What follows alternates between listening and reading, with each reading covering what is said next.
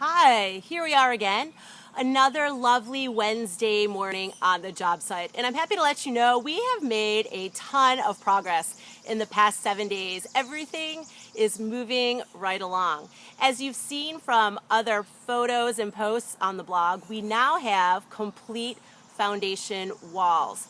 Bartley Corp came in, poured the cement, let it cure over the weekend, removed the molds, and it created this awesome looking brick pattern around the exterior of the foundation, so it's really aesthetically pleasing. They then went ahead and did some waterproofing measures, and Charles A. Klein, our plumbing company, came in and did some underground plumbing work, and those are some kind of interesting things that I personally had never really thought of before we went through this whole new house build project. There are so many things that happen kind of behind the scenes and underground that you don't necessarily think of and don't really know about until you really dig deep into the process. So all those things have been completed, and we're expecting a county inspection or two later today to ensure that everything is happening according to the specs that were established early on. And once we pass those, the flat work, as it's called, will be finished with the foundation. That's where they pour the slabs, lay the basement floor, that type of stuff. And then framing will begin the following week. So really exciting stuff. It's moving along beautifully, and we're very pleased with the results so far. So you might be able to see I'm sitting here under a gorgeous Japanese maple tree. And it's surrounded by some orange fencing, and people are like, what in the heck is that about? So if you looked through the video backstory, the series that we had about acquiring the property and the challenges we had with the lot and the setbacks and all of those things, you might remember an episode called The Magic Driveway.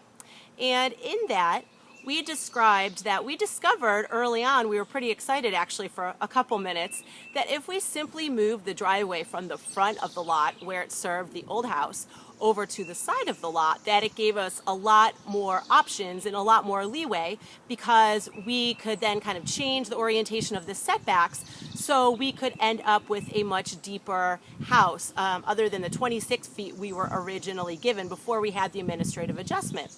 Well, once we realized that no matter what, we were realistically going to have to go through the lengthy site development plan, which was good because it enabled us to really be able to design the house exactly how we wanted it. What we realized is if we were to go ahead and move that driveway over to the side, giving us a much deeper house and a lot more options for a great custom floor plan, we would have had to cut down trees.